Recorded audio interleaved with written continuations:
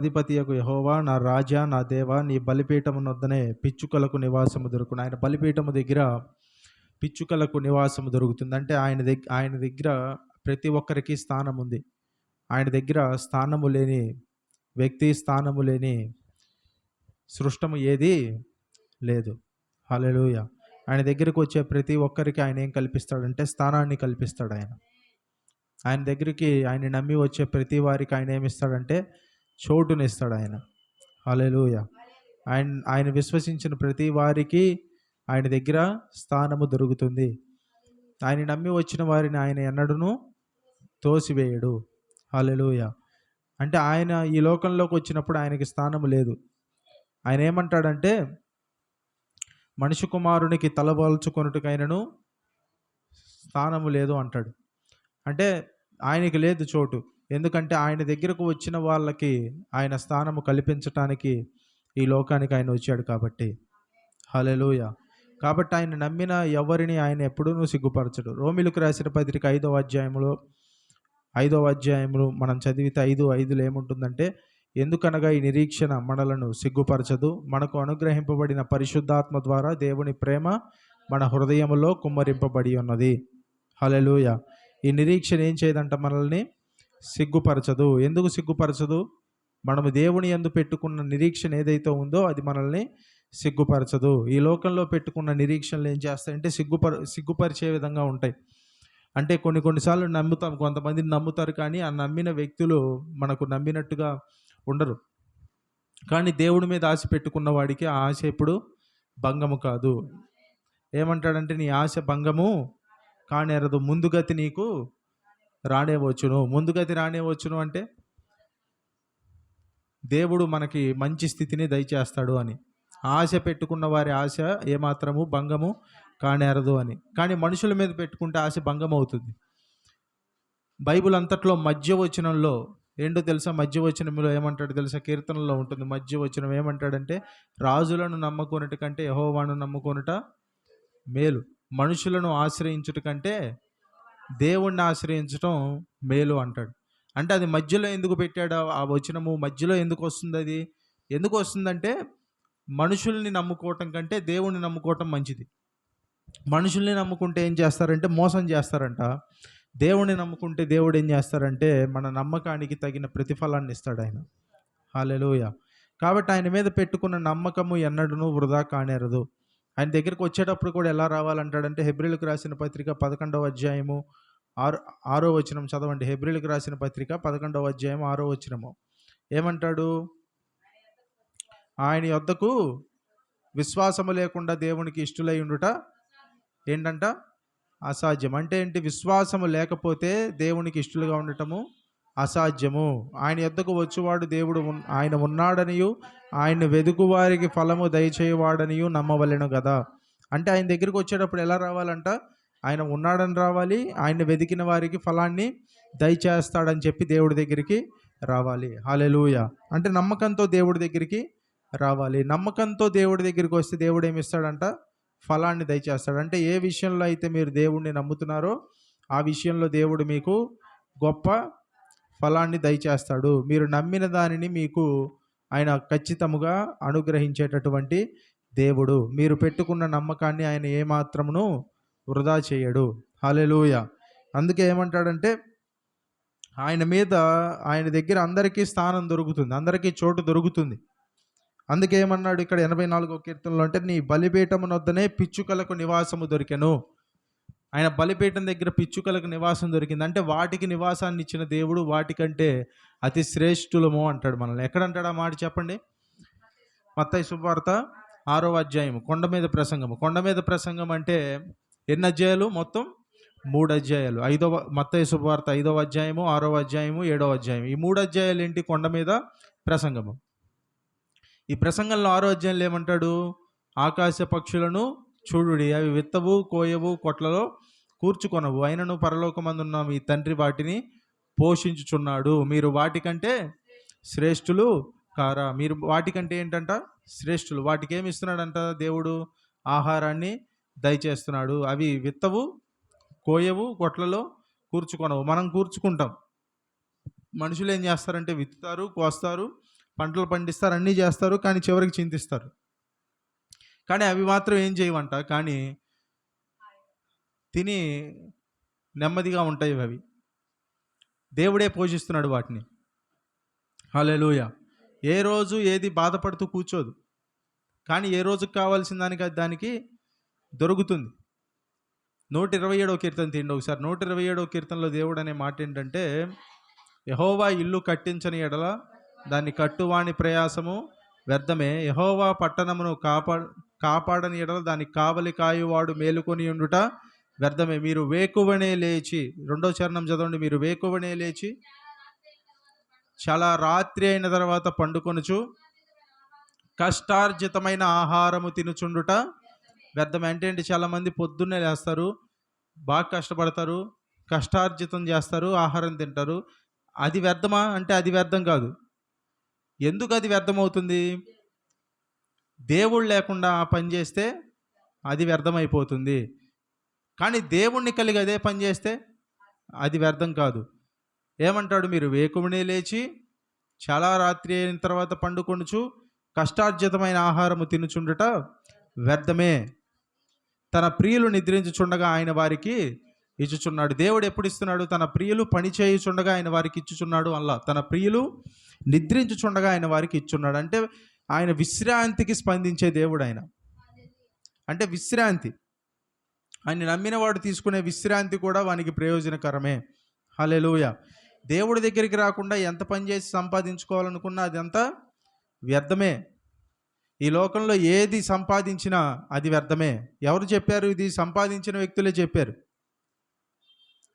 ఎవరు చెప్పారంట? సంపాదించిన వ్యక్తులే. ప్రసంగి గ్రంథం రాసిన వ్యక్తి ఎవరో తెలుసా?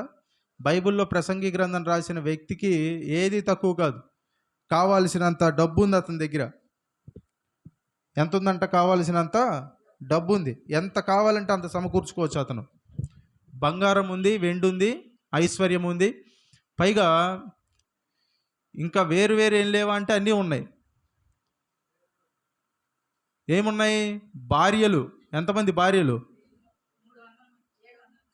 ఎన్నో వందల మంది భార్యలు, ఇంకా ఉపపత్నులు అన్నీ ఉన్నాయి. జ్ఞానం లేదా? జ్ఞానము ఉంది. అంటే అన్నీ ఉన్నాయి. అన్నీ ఉన్నా చివరికి ఏమంటాడు? వ్యర్థము సమస్తము. ప్రసంగి చదవండి ఒకసారి. ప్రసంగి గ్రంథము 1వ అధ్యాయం తీయండి. ప్రసంగి గ్రంథం 1వ అధ్యాయం తీయండి అందరూ. బైబిల్ ఉంది కదా ప్రతి ఒక్కరు. ప్రసంగి గ్రంథం 1వ అధ్యాయం.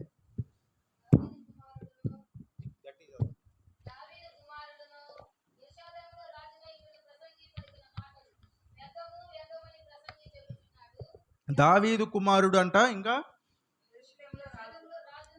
దావీదు కుమారుడు ఎవరు? సొలొమోను. యెరూషలేముకు రాజు. రాజు వ్యర్థం అంటే ఇంకేమన్నా ఉందా అందులో? రాజుకేమన్నా తక్కువ? రాజుకేమన్నా తక్కువ? అన్నీ ఎక్కువే. ఆ రాజు ఏమంటాడంట? సొలొమోను రాజు చదవండి. వ్యర్థము వ్యర్థమని ప్రసంగి చెప్పుచున్నాడు. ఏం వ్యర్థమంట? సమస్తము వ్యర్థమే. మీరేదో సంపాదించాలని పరిగెడుతున్నారు కదా, అదేంటో తెలుసా? ఏంటో తెలుసా? అది వ్యర్థము. అంటే సంపాదించటం వ్యర్థం కాదు, దేవుడు లేకుండా పరిగెత్తే పరుగు వ్యర్థం. హల్లెలూయా. తినటం కోసం కష్టపడటం వ్యర్థం కాదు, దేవుణ్ణి వదిలేసి ఉంటారే అది వ్యర్థం. చదవండి నెక్స్ట్. వ్యర్థము వ్యర్థం అని చెప్పుచున్నాడు. సూర్యుడి కింద నరులు పడుచున్నట్టు పాటు అంతటి వలన వారికి కలుగుచున్న లాభమేమి? తరము వెంబడి తరము గతించిపోవచ్చున్నది. భూమి ఒక్కటే ఎల్లప్పుడు. భూమి ఒక్కటే ఉంటుంది ఎప్పుడు. తరం వస్తుంది, తరం పోతుంది. మనం ముందున్న తరాల్లో ఉన్న వాళ్ళు వచ్చారు, వెళ్ళిపోయారు. ఈ తరంలో ఉన్న వాళ్ళు కూడా వెళ్ళిపోతారు. ఒక 120 ఏళ్ళ తర్వాత అందరూ ఒక సమయంలో వెళ్ళిపోవాల్సిందే. శాశ్వతంగా ఇక్కడ ఎవ్వరూ ఉండరు. శాశ్వత కాలం ఇక్కడ ఎవ్వరూ నివాసము చేయలేరు. దేనికోసమైతే మానవుడు పరిగెడుతున్నాడో, దేనికోసమైతే మానవుడు ఉన్నాడు, అవన్నీ ఏంటంట? వ్యర్థము. గట్టిగా చూస్తే మనము చనిపోయిన తర్వాత మనల్ని కొద్ది రోజులే జ్ఞాపకం పెట్టుకుంటారు. తర్వాత ఎవరి పనుల్లో వాళ్ళు మళ్ళీ నిమగ్నమవుతారు. ఎవ్వరూ మన కోసం కలకాలం ఏడుస్తూ కూర్చుంటారా? సరే చచ్చిపోయాడురా బాబు అని చెప్పి ఇంక పనులన్నీ మానేసుకొని జీవితం మొత్తం ఎవరైనా ఏడుస్తారా మన కోసం? ఎవ్వరూ మన కోసం ఉండరు. మహా అయితే జ్ఞాపకం పెట్టుకుంటారు. కొంచెం హమ్మింగ్ వస్తుంది. మహా అయితే జ్ఞాపకం పెట్టుకుంటారు, అప్పుడప్పుడు జ్ఞాపకం చేసుకొని బాధపడతారు అంతే. కానీ ఎవరి పనుల్లో వాళ్ళు మళ్ళీ నిమగ్నం అవ్వాల్సిందే, ఎవరి పనులు వాళ్ళు మళ్ళీ చూసుకోవాల్సిందే, ఎవరి జీవితాన్ని వాళ్ళు గడపాల్సిందే. ఎవరి కోసం ఎవరు జీవితాలను ఆపుకొని కూర్చోరు. కానీ మనుషులు ఏంట్రా అంటే ఈ లోకంలో ఉన్నప్పుడు పక్కన ఉన్న వాళ్ళని ఇంప్రెస్ చేయాలని, పక్కన ఉన్న వాళ్ళని మెప్పించాలని చెప్పి వారి కోసం జీవిస్తూ ఉంటారు. కానీ వాస్తవం ఏంటంటే చనిపోయిన తర్వాత మనల గురించి ఎవరు పట్టించుకోరు. అసలు ఇప్పుడు కూడా పట్టించుకోరు. కానీ మనం ఏమనుకుంటామంటే అందరూ ఆలోచిస్తున్నారేమో అనుకుంటాం. కానీ వాళ్ళ జీవితంలో ఉన్న సమస్యలే వాళ్ళకి ఆలోచించడానికి సమయం ఉండదు, సమయం చాలదు. కాబట్టి ఏమంటాడు ప్రసంగి, ఏమంటాడంటే అంతా వ్యర్థమే. అతని దగ్గర ఏం లేదు, డబ్బు ఉంది, ఐశ్వర్యం ఉంది, పేరుంది. పేరు ఎక్కడ దాకా ఉందంట? ఎక్కడెక్కడో ఉన్న రాజులు, ఎక్కడెక్కడో ఉన్న రాణులు కూడా ఆయన పేరు విని ఏం చేసేవాళ్ళంట? ఆయన్ని వెతుక్కుంటూ ఆయన దగ్గరికి వచ్చేవాళ్ళంట. ఎందుకంటే ఆయన దగ్గర జ్ఞానాన్ని వినటానికి, ఆయన దగ్గర ఉన్న జ్ఞానాన్ని తెలుసుకోవటానికి ఆయన వెతుక్కుంటూ వచ్చేవాళ్ళంట. ఒక రాణి వచ్చింది ఆయన దగ్గరికి. ఎవరా రాణి? షేబా దేశపు రాణి. ఆమె వచ్చి ఎందుకు వచ్చింది ఆయన దగ్గరికి? ఆయన్ని అసలు జ్ఞానం అంటున్నారు కదా, ఏంటో పరీక్షిద్దామని వచ్చింది. అంటే ఆమె వచ్చి పరీక్షించింది ఆయన్ని. అంత జ్ఞానం ఉన్న వ్యక్తి, దేవుడిచ్చిన జ్ఞానం. మరి ఇవన్నీ ఎందుకు ఇట్లా అంటున్నాడు?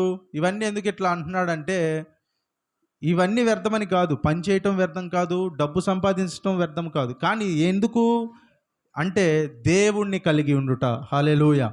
దేవుణ్ణి తెలుసుకుంటా. అందుకే 127వ కీర్తనలో ఏమన్నాడు? తన ప్రియులు నిద్రించుచుండగా ఆయన వారికి ఇచ్చుచున్నాడు. అంటే దేవుడు ఏం చేస్తాడు? ఖచ్చితంగా మనకి ఇస్తాడు. ఏమిస్తాడు? మనకు కావాల్సిన ప్రతిదాన్ని ఇస్తాడు. ఎఫెసీయులకు రాసిన పత్రిక 3వ అధ్యాయం 20వ వచనంలో ఏమంటాడు? ఎఫెసీయులకు రాసిన పత్రిక 3వ అధ్యాయం 20వ వచనంలో మనలో కార్యసాధకమైన తన శక్తి చొప్పున మనము అడుగు వాటి కంటేను, ఊహించు వాటన్నిటికంటేను అత్యధికముగా చేయ శక్తి గల దేవునికి అంటాడు. అంటే ఏంటంటే మనలో కార్యసాధకమైన తన శక్తి చొప్పున. అంటే దేవుడు మనం అడిగింది ఇస్తాడనట్లా. ముందేమవ్వాలంట? మనలో తన శక్తి కార్యసాధకం అవ్వాలి. కార్యసాధకం అవటం అంటే మనలో తన శక్తి క్రియరూపకంగా అది బయటకు రావాలి. వస్తే అప్పుడు మనం అడుగు వాటికంటే, ఊహించు వాటికంటే అత్యధికంగా దయచేస్తాడు. మనలో తన శక్తి ఎలా కార్యసాధకం అవుతుంది? దేవుని వాక్యములో శక్తి ఉంది. ఆ వాక్యాన్ని మనం ఎంతకైతే పొందుకుంటామో ఆ వాక్యము మనలో పని చేస్తున్నప్పుడు ఆ పని చేసే వాక్యమును బట్టి మనం అడుగు వాటికంటేనూ ఊహించు వాటికంటేనూ అత్యధికముగా చేయ శక్తి కలిగిన దేవుడు ఆయన. హల్లెలూయా. యోహాను సువార్త 15వ అధ్యాయానికి రండి ఒకసారి. యోహాను సువార్త 15వ అధ్యాయం 7వ వచనంలో ఏమంటాడంటే యేసయ్య తన శిష్యులతో మాట్లాడుతూ అక్కడ యోహాను సువార్త 15వ అధ్యాయము 7వ వచనము, నా యందు మీరును మీ యందు నా మాటలను నిలిచి ఉండిన ఎడల మీకేది ఇష్టమో అడుగుడి, అది మీకు అనుగ్రహింపబడి. అంటే ఏంటి? నా యందు మీరు, మీ యందు నా మాటలు నిలిచి ఉంటే అడగండి. అడిగితే అప్పుడేమవుతుందంట? అది మీకు అనుగ్రహింపబడును. మీకు ఏది ఇష్టమో అది. హల్లెలూయా. మీరు దేవుని యందు నిలిచి ఉండి దేవుని మాటలు మీ యందు నిలిచి ఉంటే మీ ఇష్టాలన్నీ మారిపోతాయి. హల్లెలూయా. మీ హృదయ వాంఛలన్నీ మారిపోతాయి. దేవుడు ఏంటంటే హృదయ వాంఛలను తీర్చే దేవుడు. మీ హృదయంలో ఏదైతే వాంఛ ఉందో ఆ వాంఛను ఖచ్చితంగా దేవుడు ఏం చేస్తారంటే తీరుస్తాడు. ఆ వాంఛను దేవుడు ఏం చేస్తారంటే ఖచ్చితంగా మీ ఆశను మీకు అనుగ్రహిస్తాడు దేవుడు. హల్లెలూయా. మీకు ఏది ఇష్టమో అడుగుడి, అది అప్పుడు మీకు అనుగ్రహింపబడును. మీరు జీవితంలో చేయటానికి దేవుడు కూడా కృపను దయచేస్తాడు. కొరింథీయులకు రాసిన 2వ పత్రిక 9వ అధ్యాయం 8వ వచనం చదవండి. కొరింథీయులకు రాసిన 2వ పత్రిక 9వ అధ్యాయం 8వ వచనం. మరియు అన్నిటి యందు ఎల్లప్పుడును. చూడండి ఈ వచనం ఒకసారి, ఈ వచనంలో కొన్ని పదాలు జ్ఞాపకం పెట్టుకోండి చాలా జాగ్రత్తగా. ఓకే, నేను చెప్తాను ఆ పదాలు ఏంటో. మరియు అన్నిటి అనండి, అన్నిటి అనండి. అన్నిటి యందు, తర్వాత ఎల్లప్పుడూ. చూడండి, అన్నిటి యందు అంటే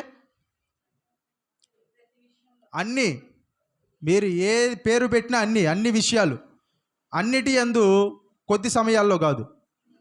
ఏమన్నాడు? అన్నిటి యందు ఎల్లప్పుడూను. మీలో మీరు సమృద్ధి గలవారే కూడా కాదంట, సర్వ సమృద్ధి. సమృద్ధి అంటే ఏంటి చెప్పాలి? సమృద్ధి అంటే ఏంటి చెప్పండి? సమృద్ధి అంటే ఏంటి?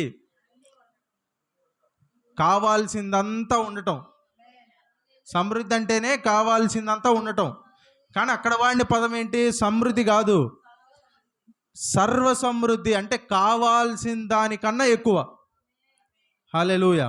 అన్నిటి యందు ఎల్లప్పుడూ మీలో మీరు సర్వ సమృద్ధి గలవారై ఉత్తమమైన ప్రతి కార్యము చేయి. ఉత్తమము అంటే మంచి కన్నా ఎక్కువ. మంచిది అందరూ చేస్తారు, కానీ ఉత్తమం ఎవరు చేస్తారు? ఇప్పుడు వీడు మంచోడు అని ఒక వ్యక్తిని చూపించి, వీడు ఉత్తముడు అని ఇంకొక వ్యక్తిని చూపిస్తే ఇద్దరు ఎవరు గొప్ప? ఎవరు? ఈ రెండు పదాలకి తేడా తెలుసు కదా. మంచికి ఉత్తమానికి ఏంటి? మంచి అంటే ఏంటి? ఉత్తమం అంటే ఏంటి? వీడు ఉత్తముడురా అంటారు అంటే ఏంటి? అర్థం ఏంటి? అంటే మంచి కన్నా ఎక్కువ. మీ అన్నిటి యందు మీలో మీరు సర్వ సమృద్ధి గలవారై ఉత్తమమైన ప్రతి కార్యము చేయుటకు. అంటే మీరు ఉత్తమమైన కార్యం చేయాలని ఎంతమందికి ఉంది? హల్లెలూయా. మీ జీవితంలో ఏదైనా ఒక కార్యం, ఇది మంచి కార్యం కాదు, ఉత్తమమైంది అంటే మంచి కన్నా ఎక్కువ ఉందా? ఈ కార్యం నాకుంది, ఉత్తమమైన కార్యం జరిగించాలని ఉందా? కొంతమంది చేయలేపట్ల లేదా? హల్లెలూయా. ఇప్పుడు ఆ ఉత్తమమైన కార్యం చేయాలి అంటే, ఉత్తమమైన ప్రతి కార్యము చేయుటకు దేవుడు మీ ఎడల సమస్త విధములైన కృప. అంటే కొన్ని కాదు, సమస్త. చూడండి, ఆ వచనమంతా ఫుల్నెస్సే. వచనమంతా కావాల్సిన దానికన్నా ఎక్కువే మాట్లాడుతుంది, కానీ కావాల్సిన దానికన్నా తక్కువ మాట్లాడట్లా, కావాల్సినంత కూడా మాట్లాడట్లా. దేవుడు మీకు కావాల్సింది ఇస్తాడని చెప్పట్లా, మీకు కావాల్సిన దానికన్నా ఎక్కువ ఇస్తాడు ఆయన. హల్లెలూయా. దేవుడు మీ ఎడల ఏం చేస్తారంట? సమస్త విధములైన కృపను విస్తరింప చేయగలడు. హల్లెలూయా.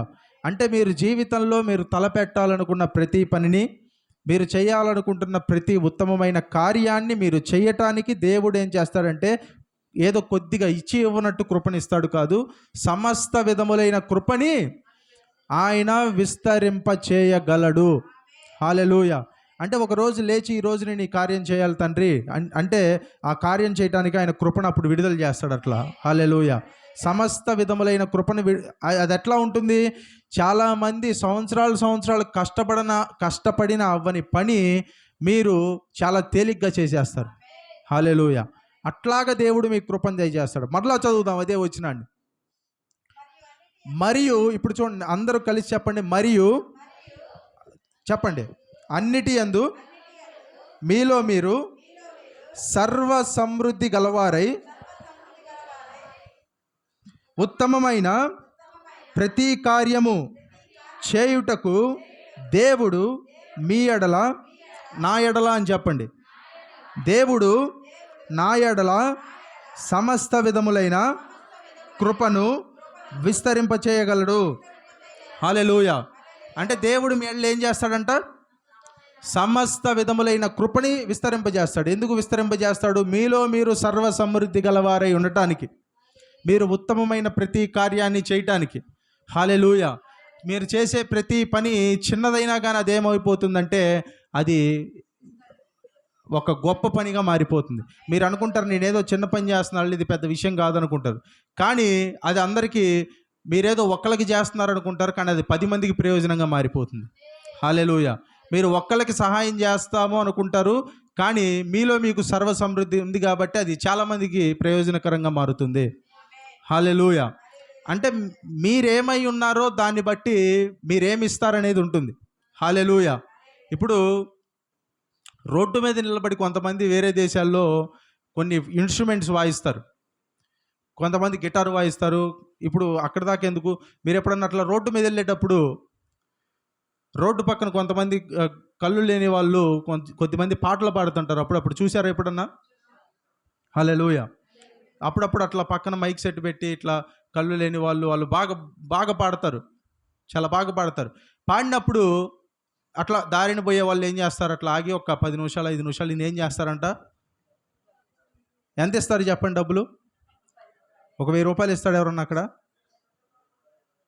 కనీసం 500 ఇస్తారా? 50 రూపాయలు, ఎవరో 50 రూపాయలు, మహా అయితే 100, దాదాపు ఇచ్చేదంతా ఎంత ఉంటుంది? 10, 20, 5 రూపాయలు, ఇట్లా వాళ్ళ రేంజ్ అది. ఎందుకు ఇట్లా ఇచ్చి వెళ్తారు, సాధారణమైన మనుషులు కాబట్టి. అదే ఒక రాజు అట్లా నడుచుకుంటూ వెళ్తే అతనికి సేపు విన్నాడు అనుకోండి, వేరే దేశాల్లో అయితే ఇన్స్ట్రుమెంట్స్ పెట్టుకుంటారు, పాడతారు, అట్లా ఏదో చేస్తారు, జనాలు విని బాగుందని చెప్పి వాళ్ళకి తోచినంత ఇస్తారు. అదే ఒక గొప్ప రాజు, గొప్ప ధనికుడు నడుచుకుంటూ వెళ్ళి అట్లా కాసేపు చూసి 10 రూపాయలు ఇచ్చి వెళ్తాడా? ఎంత ఇస్తాడు చెప్పండి? ఒక రాజు అయితే పక్కన ఉన్నోడిని చూసి అతనికి 10 రూపాయలు ఇవి అంటాడా? ఎంత చీపుగా ఉంటుంది రాజుకి, అనడు కదా. హల్లెలూయా. తన స్టేటస్కి తగినట్టు ఇస్తాడు. ఆమేన్. హల్లెలూయా. దేవుడు కూడా ఇచ్చేటప్పుడు ఎలాగిస్తాడంటే, సర్దుకోరా బాబు అన్నట్టు ఇవ్వడు ఆయన. హల్లెలూయా. ఇప్పుడు ఎవరినైనా అప్పు అడిగితే ఏమంటారు? ఈ నెలకి ఇది మాత్రమే ఉంది, ఇది సర్దుకో అంటారు కొంతమంది. దేవుణ్ణి అడిగితే అలా అంటాడా? సర్దుకోరా ఈ నెల కొన్ని రిక్వెస్ట్లు ఎక్కువ వచ్చినాయి నాకు, నేను కూడా సర్దుతున్నా విశ్వాసులందరికీ డబ్బులు, ఈ నెల ప్రపంచం అంతా కొంచెం టైట్గా ఉంది, చాలామంది వచ్చినాయి, ఈ నెల కొంచెం రిక్వెస్ట్లు ఎక్కువైనాయి, పాపం చాలామంది బాధల్లో ఉన్నారు, అందరికీ సర్దగా ఇదిగో ఇది మిగిలింది తీసుకో అంటాడు దేవుడు. హల్లెలూయా. ఆయన స్థాయికి తగినట్టు ఇస్తాడు ఆయన. ఆయన స్థాయి ఏంటంటే అడిగిన దానికన్నా ఎక్కువే ఎప్పుడు. హల్లెలూయా. కావాలా వద్దా దేవుడి స్థాయికి తగినట్టు? మీ స్థాయికి తగినట్టు కావాలా, దేవుని స్థాయికి తగినట్టు కావాలా? హల్లెలూయా. హల్లెలూయా. దేవుని స్థాయికి తగినట్టు ఇస్తే ఆయన ఎట్లా ఇస్తాడో తెలుసా? ఇక్కడ ఒక మాట ఉంటుంది, చదువుతారా? ఏ మాట అది? దేవుడంట మీకు ఎలా అనుగ్రహిస్తాడంటే, దేవుడు మీకు ఎలా దయచేస్తాడంటే, క్రీస్తు యేసు యొక్క మహిమైశ్వర్యము చొప్పున మీ యొక్క ప్రతి అవసరతను దేవుడు తీరుస్తాడు. ఈ మాటను చాలా జాగ్రత్తగా గమనించండి. మీ అవసరాలని దేవుడు తీరుస్తాడా, తీర్చడా? తీరుస్తాడు. ఎలా తీరుస్తాడు? ఎలా తీరుస్తాడు చెప్పాలి. According to what? దేని చొప్పున? చొప్పున అంటే చెప్పండి. చొప్పున అంటే ఏంటంటే, బైబిల్లో రాయబడిన మాట, ఫిలిప్పీలకు రాసిన పత్రికలో, మీకున్న ప్రతి అవసరాన్ని క్రీస్తు యేసు యొక్క మహిమైశ్వర్యము చొప్పున ఆయన తీర్చును. చూడండి, దీనికి 2 డిస్టింక్షన్ ఉంది. ఒకటి చూడండి, మీ అవసరాలను మీ అవసరం చొప్పున తీర్చును అంటే ఇదొక రకం. మీ అవసరాలను క్రీస్తు యేసు యొక్క మహిమైశ్వర్యము చొప్పున తీర్చును అంటే ఇది ఇంకో రకం. ఇప్పుడు మీ అవసరాలను మీ అవసరాల చొప్పున తీర్చును అంటే మీకు ఎంత అవసరమో అంతే ఇస్తాడు. కానీ మీ అవసరతలను క్రీస్తు యేసు యొక్క మహిమైశ్వర్యము చొప్పున తీర్చును అంటే మీకున్న అవసరత 100 అయితే క్రీస్తు యేసు యొక్క మహిమైశ్వర్యము దానికన్నా చాలా రెట్లు ఎక్కువ. కానీ మీకు 100 అవసరమైతే అంతే ఇవ్వడు దేవుడు, ఆయన మహిమైశ్వర్యము చొప్పున ఇస్తాడు మీకు. హల్లెలూయా. అంటే మీరు ఊహించిన దానికంటే ఎక్కువే. హల్లెలూయా. హల్లెలూయా. దేవుడు పిసినారి కాదు. ఆమేన్. యాకోబు రాసిన పత్రికలో ఏమంటాడంట ఆయన? చూడండి, యాకోబు రాసిన పత్రిక 1వ అధ్యాయంలో ఏమంటాడు ఆయన? 1వ అధ్యాయము మీరు చదివితే దేవుడి దగ్గరికి వచ్చి అక్కడ జ్ఞానం అంటాడు. జ్ఞానం మాత్రమే కాదు, దేవుణ్ణి అడిగిన ప్రతి ఒక్కరికి ఆయన ఇచ్చే విషయంలో ఎట్లా ఇస్తాడంటే, ఎవరిని గద్దింపక. మీకు వచ్చిన చూపిస్తాను. యాకోబు రాసిన పత్రిక 1వ అధ్యాయం 5వ వచనం నుంచి చదువుతా. మీలో ఎవరికైనాను జ్ఞానము కొదువుగా ఉన్న ఎడల అతడు దేవుని అడగవలెను, అప్పుడు అది అతనికి అనుగ్రహింపబడును. ఆయన ఎవరిని గద్దింపక అందరికీ ధారాళముగా దయచేయువాడు. ఎట్లా ఇస్తాడంట ఆయన? ధారాళముగా ఇస్తాడు ఆయన. ధారాళంగా అంటే ఇంకా ముందు వెనక ఆలోచించడం ఇదేముండదు దేవుడి దగ్గర. స్కీమ్ ఉండదు దేవుడి దగ్గర. హల్లెలూయా. లోకల్లో ఉన్న ప్రతి ఒక్కరి దగ్గర ఒక స్కీమ్ ఉంటుంది, కానీ దేవుడి దగ్గర స్కీమ్స్ ఉండవు. దేవుడి దగ్గర ఈఎంఐ ఉండదు. హల్లెలూయా. దేవుడు ఎట్లా ఇస్తాడంటే ఫ్రీగా ఇస్తాడు. ఎందుకు? తన కుమారుణ్ణే మనకు ఉచితంగా అనుగ్రహించేశాడు.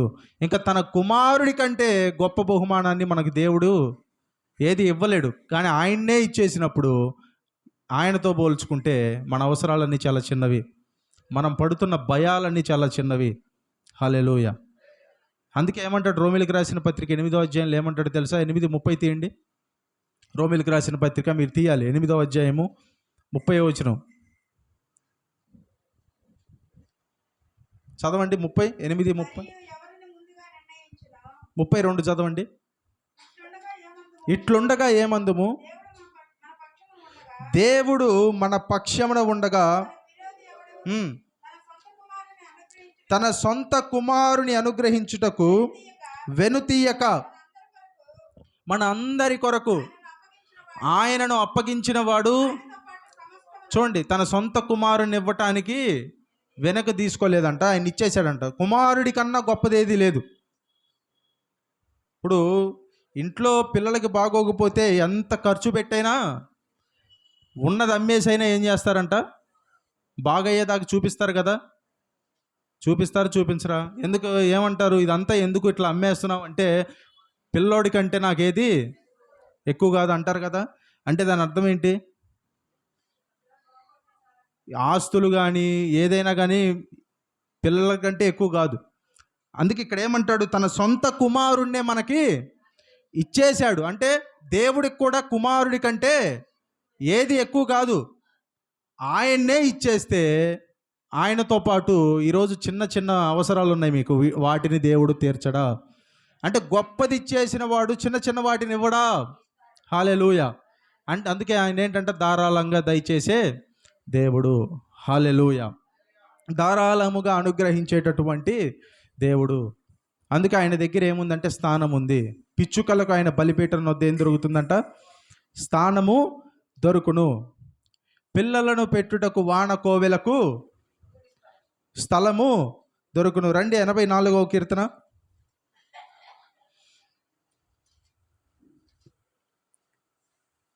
హల్లెలూయా.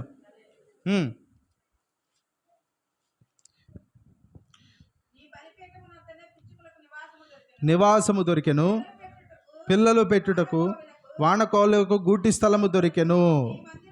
అందుకే ఆయన దగ్గర స్థలము దొరుకుతుంది, ప్రతి ఒక్కరికి దొరుకుతుంది. ఆయన యొద్ద నుంచి ఆయనను ఆధారము చేసుకున్నవాడు ఏనాడు సిగ్గునందడు.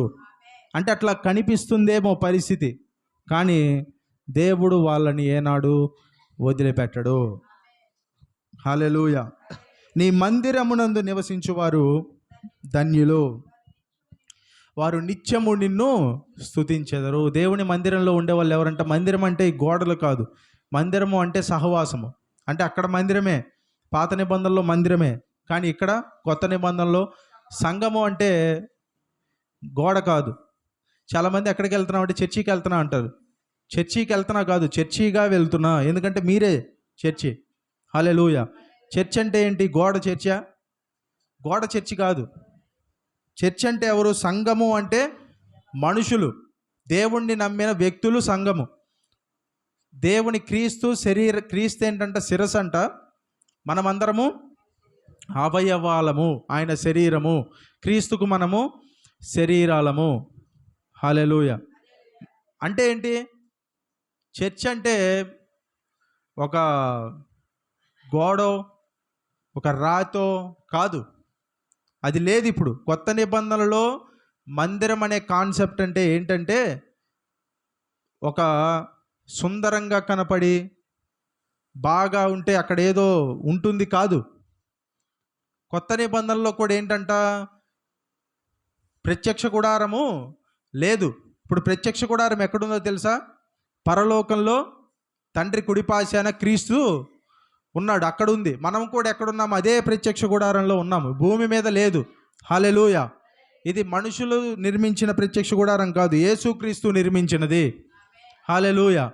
కొత్త నిబంధనలో సంఘము అంటే, మందిరము అంటే ఏంటి అంటే మనమే. హల్లెలూయా. మీరు క్రీస్తు శరీరము, మనమందరము క్రీస్తు శరీరము. హల్లెలూయా. కొత్త నిబంధనలలో బలిపీఠము లేదు. ఆమేన్. బలిపీఠం ఎందుకు? ఆయనే పస్కా బలి పశువుగా మారి మన కొరకు ఏమయ్యాడంట? బలయ్యాడు. ఇక బలులు అర్పించాల్సిన పని లేదు. హల్లెలూయా. బలులు అర్పించాల్సిన పని లేదు, ఎందుకంటే ఆయనే బలి అయిపోయాడు. ఒక్కసారి వన్స్ అండ్ ఫర్ ఆల్ ఒక్కసారి చేసిన బలితో మొత్తం ముగిసిపోయింది. హల్లెలూయా. ఒక పాట ఉంటుంది, ఏం పాట అంటే అది, బలులర్పించగ పని ఇక లేదు, పస్కా పశువే బలి ఆయన్. బలులర్పించగ పని ఇక లేదు, పస్కా పశువే బలి ఆయన్. జపతపములతో పని లేదు, జపతపములతో పని లేదు, క్రీస్తే రక్షణకాధారం. చెప్పబడెన్ బైబిల్ గ్రంథమందు, నెరవేరెన్ క్రీస్తు యేసునందు. హల్లెలూయా. బలులు అర్పించాల్సిన పని లేదు ఇంకా. ఎందుకు బలులు? ఎందుకంటే యేసు ప్రభువే మన కొరకు బలిగా మారాడు కాబట్టి. హల్లెలూయా. ఇప్పుడు ఇక్కడ నేను నిలబడ్డా, దీన్ని ఏమంటారు? దీన్ని బలిపీఠం కాదు ఇది. ఎందుకు ఇక్కడ ఎవరిని బలిచ్చారు? ఇక్కడ ఎవరిని బలిస్తే చూశారు మీరు? ఇక్కడ లేదు, ఎవరిని బలివ్వాల. ఇది స్టేజ్ అంతే. నిజమైన పరిశుద్ధ స్థలము, అతి పరిశుద్ధ స్థలం ఎవరంటే మనమే. హల్లెలూయా. మన శరీరమే దేవుడు నివసించే ఆలయము. ఇక్కడ అంటే ఇది మందిరమే. అందరూ కూర్చోటానికి, దేవుణ్ణి పాడుకోవటానికి, ఆరాధించుకోవటానికి ఇది ఒక ప్రదేశం అంతే. ప్రదేశం అంతే. మరి మందిరానికి వచ్చినప్పుడు జాగ్రత్తగా ఉండాలంటారు కదా. అంటే అందరము మందిరంగా కూడుకుంటే ఉండాలి, అది ఎక్కడైనా సరే. ఇక్కడే జాగ్రత్తగా ఉండాలా? ప్రసంగిలోనే అంటాడు, నీవు దేవుని మందిరానికి వచ్చేటప్పుడు నీ ప్రవర్తనను ఎక్కడ 5 చదవండి. ప్రసంగి ఆ మాట చదవండి. నీవు దేవుని మందిరమునకు పోవునప్పుడు, ఇప్పుడు దేవుడి మందిరానికి వచ్చేటప్పుడు ప్రవర్తన జాగ్రత్తగా చూసుకోమంటే ఏమంటారు? ఇక్కడికి వచ్చేటప్పుడే చూసుకుంటారు చాలామంది. చెప్పేవాళ్ళు కూడా అలానే చెబుతారు. అంటే మిగతా సమయాల్లో ఎలా ఉండాలి? ఉండకపోయినా పర్లా, దేవుడి దగ్గరికి వచ్చేటప్పుడు జాగ్రత్త అంటే ఇక్కడికి వచ్చేటప్పుడు మాత్రం జాగ్రత్తగా వస్తారా? దేవుని మందిరం అంటే మనమే ఇప్పుడు. హల్లెలూయా. ఈ మాట, ఈ రివలేషన్, ఈ ప్రత్యక్షత ఎవరికైతే ఉంటుందో వాళ్ళు ఇక్కడికి వచ్చేటప్పుడే కాదు, ఎప్పుడూ ప్రవర్తన విషయంలో జాగ్రత్తగా ఉంటారు. హల్లెలూయా. ఇప్పుడు అక్కడికి వచ్చి అక్కడి నుంచి ఇక్కడ లోపలికి అడుగు పెట్టంగానే ఏమన్నా మారిపోతుందా? ఏం మారదు. హల్లెలూయా. ఎందుకు? మందిరం ఇది కాదు. మందిరం మనం ఇంటి దగ్గర ఉన్నప్పుడు గట్టిగా కేకబెట్టి పక్కన వాళ్ళని బూతులు తిడితే అది ఓకేనా? మందిరంలో మాత్రం మౌనంగా ఉంటే అది ఓకేనా? కాదు. మందిరం అంటే మనమే. హల్లెలూయా. చాలామంది చాలా మౌనంగా, చాలామంది ఇట్లా అట్లా ఉండాలంటారు, కానీ అది అన్ని చోట్ల ఉండాలి.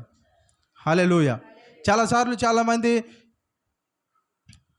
ఎలా ఉంటారంటే కొన్ని ప్రదేశాలకి పరిశుద్ధతను ఆపాదిస్తారు. ప్రదేశాలకి పరిశుద్ధత లేదు, మనమే పరిశుద్ధులము. హల్లెలూయా. ఈ ప్రత్యక్షత ఉన్న వాళ్ళు ఎక్కడున్నా ఒకేలాగా ఉంటారు వాళ్ళు. హల్లెలూయా. ఒక గ్రూప్లో ఒకలాగా, ఇంకొక గ్రూప్లో ఇంకొకలాగా. కొన్ని గ్రూప్స్ ఉంటాయి కొంతమంది వ్యక్తులకి.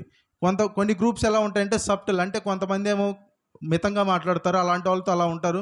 ఇంకొంతమంది ఏమో దేవుణ్ణి నమ్ముకున్న వాళ్ళు ఉంటారు, వాళ్ళతో ఉన్నప్పుడు అలా ఉంటారు. బయట లోకస్తులతో ఉన్నప్పుడు వాళ్ళు ఉన్నట్టే ఉంటారు. అంటే ఏంటి? ప్లేసును బట్టి మాట్లాడే విధానం మారుతుంది. ఎందుకు?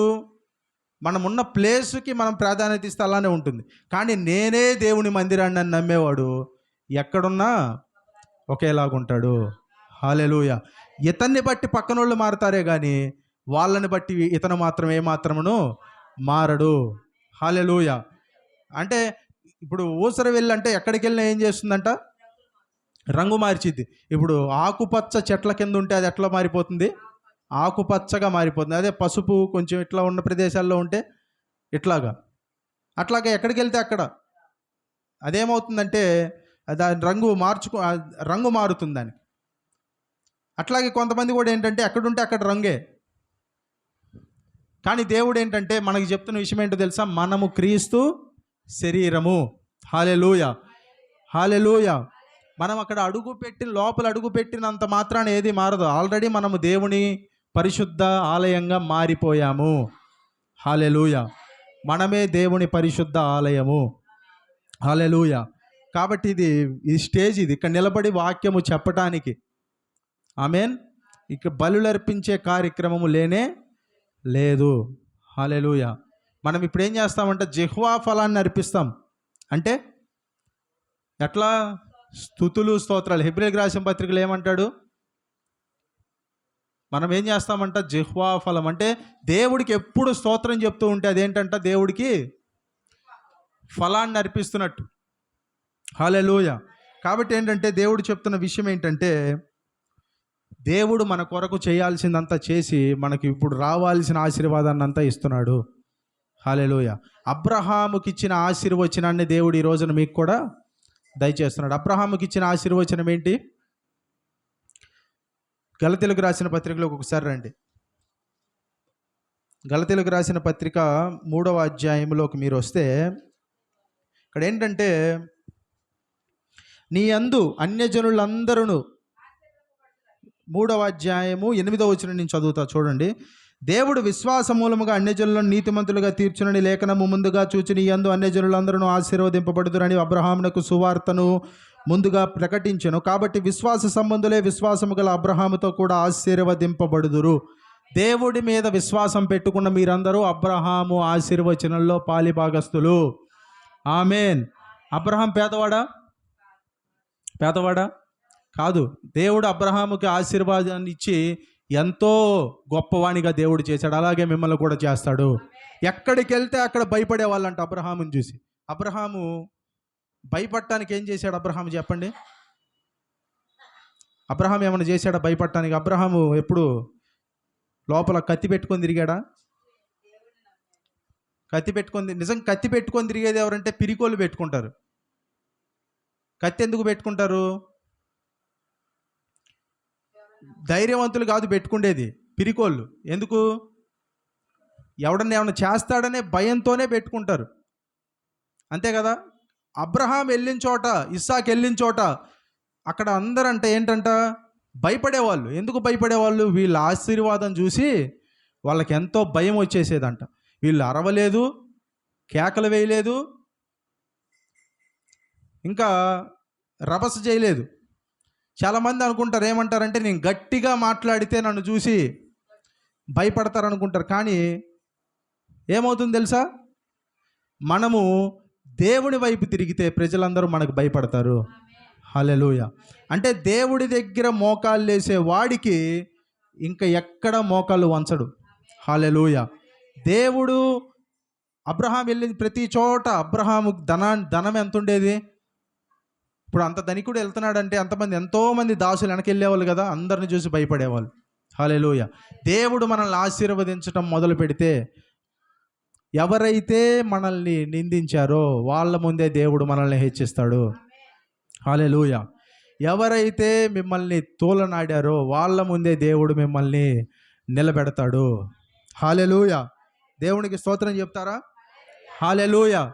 ఎవరైతే మీ జీవితం పనికిరాదు అన్నారో వాళ్ళే మీ ఫలాన్ని తినడానికి మీ దగ్గరికి వస్తారు. హల్లెలూయా. ఎవరైతే నిన్ను తక్కువ చేసి మాట్లాడారో వాళ్ళే నీ వలన ఆశ్రయం పొందేలా దేవుడు చేస్తాడు. కానీ సమాధానం మనం చెప్పనప్పుడు కాదు, దేవుడికి అవకాశం ఇచ్చినప్పుడు. హల్లెలూయా. కాబట్టి ఇదంతా ముందు నుంచే ఉంటుంది. ఇప్పుడు యోసేపు ఆ దేశానికి ప్రధానమంత్రి అవటానికన్నా ముందేమయ్యాడంట? గుంటలో పడ్డాడు. దావీదు రాజు అవటానికన్నా ముందేమయ్యాడు? గుహలు తిరుగుతూనే ఉన్నాడు. తర్వాత ఇంకా చాలామంది ఉన్నారు. వాళ్ళందరూ బైబిల్లో చూసిన మనం ఎవరు ఒక్క రోజులో గొప్పవాళ్ళు అవ్వలేదు. హల్లెలూయా. కాబట్టి ఈరోజు మీకు శ్రమ ఉంటే దాని అర్థం ఏంటంటే దాని వెనక గొప్ప ఆశీర్వాదాన్ని దేవుడు దాచి ఉంచాడు అని. హల్లెలూయా. దేవుడు దాని వెనక గొప్ప ఆశీర్వాదాన్ని దాచి ఉంచాడు. కానీ ఆ సమయం ఏంటంటే, ఇప్పుడు హెబ్రీయులకు రాసిన పత్రిక 6వ అధ్యాయంలో ఏమంటాడు తెలుసా? ఒకసారి హెబ్రీయులకు రాసిన పత్రిక రండి ఒకసారి. మనం ఏం చేయాలంటే ఈ సమయంలో హెబ్రీయులకు రాసిన పత్రిక 6వ అధ్యాయము 9 నుంచి చదువుతా. అయితే ప్రియులారా, మీమిలాగు చెప్పుచున్నను, మీరింతకంటే మంచిదియు రక్షణకరమైనది అయిన స్థితిలోనే ఉన్నారని రూఢిగా నమ్ముచున్నాను. మీరు చేసిన కార్యములను, మీరు పరిశుద్ధులకు ఉపచారము చేసి ఇంకను ఉపచారము చేయుచుండటి చేత తన నామమును బట్టి తనకు చూపిన ప్రేమను మరుచుటకు దేవుడు అన్యాయస్తుడు కాడు. మీరు మందులు కాక విశ్వాసము చేతను ఓర్పు చేతను వాగ్దానములను స్వతంత్రించుకున్న వారిని పోలి నడుచుకున్నట్లుగా. అంటే విశ్వాసము, వాగ్దానాలను ఎలా స్వతంత్రించుకోవాలంట? ఎలాగా? విశ్వాసము చేత ఓర్పు చేత. విశ్వాసం దేనికి కావాలి? నమ్మటానికి కావాలి. ఓర్పు దేనికి కావాలి? నమ్ముతూ ఉండటానికి కావాలి. హల్లెలూయా. ఎవరైనా సడన్గా నమ్ముతారు, కానీ నమ్ముతూ ఉండాలి అంటే ఏం కావాలి? ఓర్పు కావాలి. హల్లెలూయా. నేను నమ్ముతున్నా అని చెప్పటం వేరు, నేను దేవుణ్ణి, ఆయన కార్యం చేయటం ఎంత ఆలస్యమైన నమ్ముతూనే ఉంటా అని చెప్పటం వేరు. హల్లెలూయా. దేవుడు చేసే కార్యం ఒక్క రోజులో అవ్వదు, కాబట్టి ఏం కావాలి? ఓర్పు కూడా కావాలి. దేవుడు కార్యం చేసేదాకా నేను నమ్ముతూనే ఉంటాను. హల్లెలూయా. ఓర్పు ఉన్న వాళ్ళు, విశ్వాసం ఉన్న వాళ్ళు ఏం చేస్తారంట? వాగ్దానాలను స్వతంత్రించుకుంటారు. హల్లెలూయా. అంటే దాటే కాలం అయిపోయింది, అరణ్యము నుంచి దాటే కాలము అయిపోయింది. విడుదల ఫస్ట్ ఏమొస్తుందంటే విడుదల వస్తుంది, తర్వాత వాగ్దానాలను స్వతంత్రించుకోవటం వస్తుంది. యేసు ప్రభువుని నమ్మిన ప్రతి ఒక్కరికి ఏమొచ్చింది? విడుదల వచ్చింది. ఎంతమందికి విడుదల వచ్చిందని నమ్ముతున్నారు? దేవునికి స్తోత్రం చెప్తారా? హల్లెలూయా. కానీ అక్కడితో చచ్చిపోకూడదు. మనం ఎక్కడి దాకా వెళ్ళాలి? వాగ్దానాలు, క్రీస్తునందున్న వాగ్దానాలన్నీ స్వతంత్రించుకునే దాకా వెళ్ళాలి మనం. హల్లెలూయా. యేసు ప్రభువుని నమ్మిన ప్రతి ఒక్కరూ పరలోకానికి వెళ్తారు, ఆయనతో ఉంటారు. ఆమేన్. కానీ వాగ్దానాలు అందరూ స్వతంత్రించుకోరు. ఐగుప్తు నుంచి ఎంతమంది బయటకు వచ్చారు? ఇశ్రాయేలీలు అందరూ బయటకు వచ్చారు. కానీ వాగ్దాన దేశంలోకి ఎంతమంది వెళ్ళారు? ఐగుప్తు నుంచి బయటకు వచ్చిన వాళ్ళు ఎంతమంది వెళ్ళారు వాగ్దాన దేశంలోనికి? అంటే యెహోషువ, కాలేబు. అంటే ఎక్కడ తేడా వచ్చింది? యేసు ప్రభువుని నమ్మిన ప్రతి ఒక్కరు రక్షించబడ్డారు, విడుదల పొందారు, పరలోకానికి వెళ్తారు, ఓకే. కానీ యేసు ప్రభువుని నమ్మి రక్షించబడిన ప్రతి ఒక్కరూ వాగ్దానం స్వతంత్రించుకుంటారా అంటే విశ్వాసము, ఓర్పున్న వాళ్ళు చేయగలుగుతారు అది. హల్లెలూయా. ఇది విడుదల అందరం పొందాం, కానీ ఇక నుంచి పొసెస్ చేసుకోవాల్సిన సమయం, వాగ్దానాలను స్వతంత్రించుకోవాల్సిన సమయం ఇది. హల్లెలూయా. హల్లెలూయా. కాబట్టి దానికి ఏమంటారంటే విశ్వాసం ఉండాలి, ఓర్పు ఉండాలి. పోలి నడుచుకున్నట్లుగా మీలో ప్రతి వాడును మీ నిరీక్షణ పరిపూర్ణమగు నిమిత్తము మీరు ఇది వరకు కనపరిచిన ఆసక్తిని తుదమట్టుకు కనపరచవలనని ఆపేక్షించుచున్నాము. ఎప్పటిదాకా కనపరచాలంట? చివరి దాకా నమ్ముతూనే ఉండాలి. అంటే ఇది రక్షణకు సంబంధించింది కాదు. విశ్వాసం అంటే ఒక్కసారి యేసు ప్రభువుని నమ్మితే రక్షణ వచ్చింది, కానీ వాగ్దానం స్వతంత్రించుకోవటానికి, ఆశీర్వాదం పొందుకోవటానికి, దేవుడిచ్చే ఘనతలో నడవటానికి ఏం చేయాలంట? నమ్ముతూనే ఉండాలి. నేను రక్షించబడ్డాను అయిపోయిందంటే కుదరదు. కానీ మీరు వాగ్దానం కూడా కావాలి అంటే ఓర్పు ఉండాల్సిందే, సహనము ఉండాల్సిందే. హల్లెలూయా. అబ్రహాము నమ్మినట్టు, యోసేపు నమ్మినట్టు, దావీదు నమ్మినట్టు మనం కూడా నమ్మాల్సిందే. హల్లెలూయా. ఎంతమంది రక్షించబడ్డానని నమ్ముతున్నారు? దేవునికి స్తోత్రం చెప్పండి. హల్లెలూయా. ఎంతమంది రక్షించబడ్డాను కానీ ఇంకా వాగ్దానాలు స్వతంత్రించుకోవాలి అనుకుంటున్నారు? దేవునికి స్తోత్రం చెప్పండి. హల్లెలూయా. మరేం చేయాలంటే ప్రతిరోజు, అంటే ఇది ఒక్క రోజుతో అయ్యేది కాదు, ప్రతిరోజు విశ్వాసంతో, ఓర్పుతో ప్రతిరోజు మనం ఏం చేయాలంటే మన నిరీక్షణను కొనసాగించాలి. ఒక రోజు వస్తుంది, అదే రోజు అంటే మీరు కూడా వాగ్దాన దేశంలోనికి ప్రవేశించే రోజు. దేవుడు మీకు చేసిన ప్రతి ఒక్క వాగ్దానాన్ని మీరు పొందుకునే రోజు. హల్లెలూయా. చాలామంది గొప్పవారు కూడా ఏమయ్యారంటే యేసు ప్రభువుని నమ్మి చనిపోయారు వాగ్దానం పొందుకోకుండా. కానీ కాలేబు, యెహోషువ లాగా మీరు కూడా ప్రవేశించాలంటే ఓర్పుతో ప్రవేశిస్తారు. హల్లెలూయా.